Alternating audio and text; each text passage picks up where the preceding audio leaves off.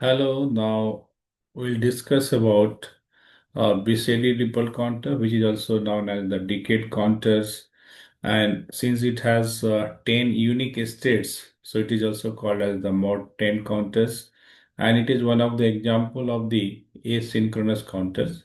Asynchronous means output of the previous flip-flop is going to trigger the next flip-flop, and only leftmost flip-flop or initial flip-flop having clock pulse as the input. And here again, if you see that when we'll see the clock pulse here, so each clock pulse having bubbles here, so it is going to use the concept of whenever we have transition takes place from the 1 to 0, then this flip-flop will be triggers. That type of the concept we call as negative age trigger. So on the basis of that, remaining discussion will take place.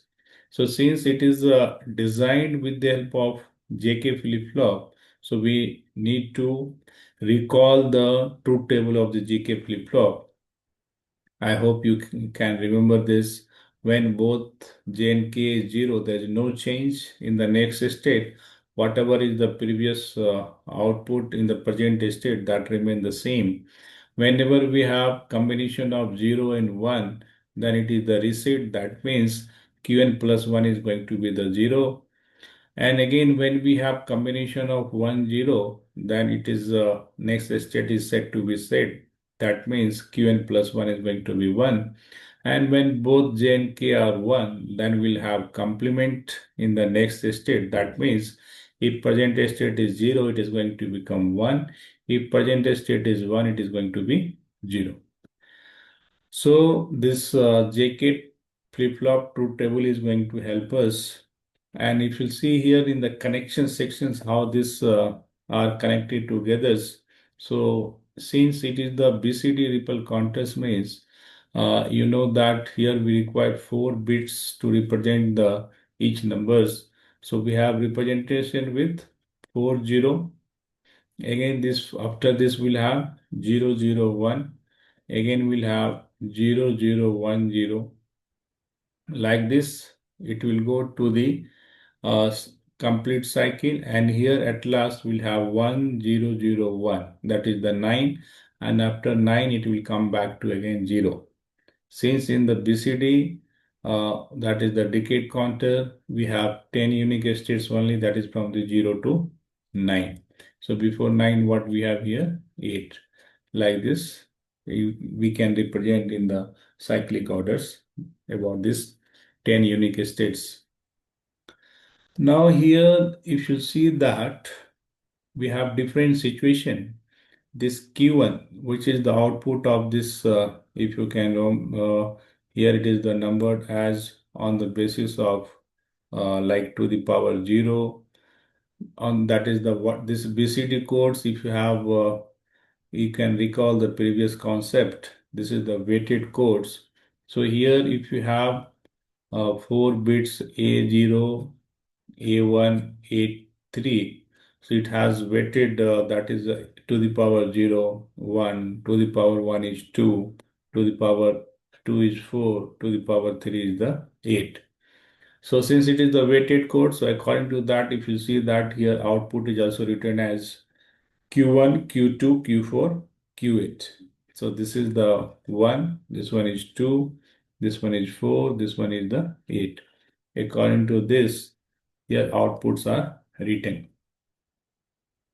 For our reference, if you see that here, Q1 is going to trigger the Q2 on the basis of output we are going to recall. So this one, this Q1 is going to trigger the Q2 flip-flops, means which flip-flop having Q2 as the output.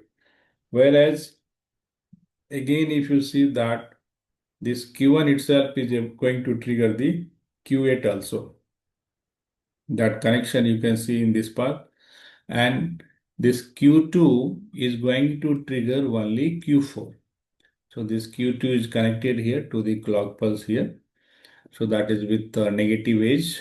And finally, if you see that here in the Q8, that J having input, that input having the output of the AND gates. So this is our AND gates.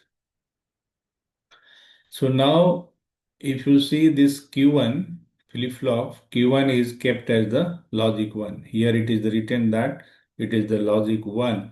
So wherever connection, if you see the properly, for the Q1 it is in logic 1. For the Q4 also it is the logic 1. Okay, both places it is the mark here. Whereas if you see that in case of Q2, K is only logic 1.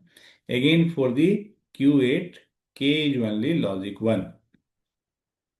Now if you see about this J input here of the Q2, J input of the Q2 is connected to the Q8, that complement of that you will say here Q8 bar. Q8 bar is given here as the input to the Q2 flip-flop to the J. And Q8 flip-flop, that J having input, that is output of the AND gate, and AND gate has input as the Q2 and Q4. So that Q2 and Q4 flip-flop output is given to the AND gate and it is given to the J. So like this is the construction, how we have done the construction. Now we are going to see the operation part. So since here clock pulse is applied to the Q1 flip-flop here, so that is our JK flip-flop. So whenever here clock pulse will apply, that is we are going to use the negative transition here. That means when we have changed from the 1 to 0, then it is going to change. And here if you see that when appropriate clock pulse is going to occur, J and K both are at logic 1. So when it is both at logic 1 means both inputs are 1, then what will happen? Q1 will be complemented after each clock pulse. After each clock pulse means after each negative clock pulse, Q1 will be complemented here. So that is, if you see that it is written here also, Qn changes state after each clock pulse. Now again, we'll see that when Q2 is going to trigger. So since here negative is triggering takes place, so whenever Q1 is going to change from the 1 to 0, then only it is going to trigger the Q2 flip-flop, as well as here we have to see the condition of J and K also. So since K is at logic 1, now if you see that J connection, so J connection is given here from the Q8 bar. So finally, if Q8 is 0, then Q8 bar will be what? 1. So this 1 is given input here. So again, this J and K both are at the logic 1. Then Q2 also is going to be complemented. So each and every operation we are seeing with the help of characteristics of the JK flip-flop truth table. Next, if you see that in the third situation here, if when Q2 will remain 0, what is the condition for this? Q2 remain 0 means this is in the reset. So when it is going to be the reset? When J is 0, K is 1. So K is already 1 at the logic 1, and when J is going to be the 0. So when J will become 0, that means Q8 is 1, then Q8 bar is the 0. So that's why it is given here input back, and finally it will keep Q2 as the reset. Next we have another situation, that is the Q4 complements every time. So here if you see that Q4 again, Q4 both inputs J and K are where at logic 1. So it will be complemented every time whenever Q2 is going to change from where to where? 1 to 0. So since here we have negative edge triggers, so when Q2 will change from 1 to 0, then Q4 will be complemented. So like this up to Q4. Again we have now, we'll talk about the Q8, how this Q8 functioning takes place here. So before this, again, we can have quickly revision that on the basis of J and K, we are seeing all operations whenever J and K is 1, complement takes place, and this Q1 is always being complemented. Now we'll see the last one, that since Q8 value depends upon the here J inputs, K is already 1. So if Q2, Q4, any one is going to be the 0. Since it is given to the AND gate, if any one of this is 0, so finally what will happen here? AND gate output will be 0. So J output is also input is 0. So J is 0, K is 1, means it is the condition of the reset. So Q8 will be 0.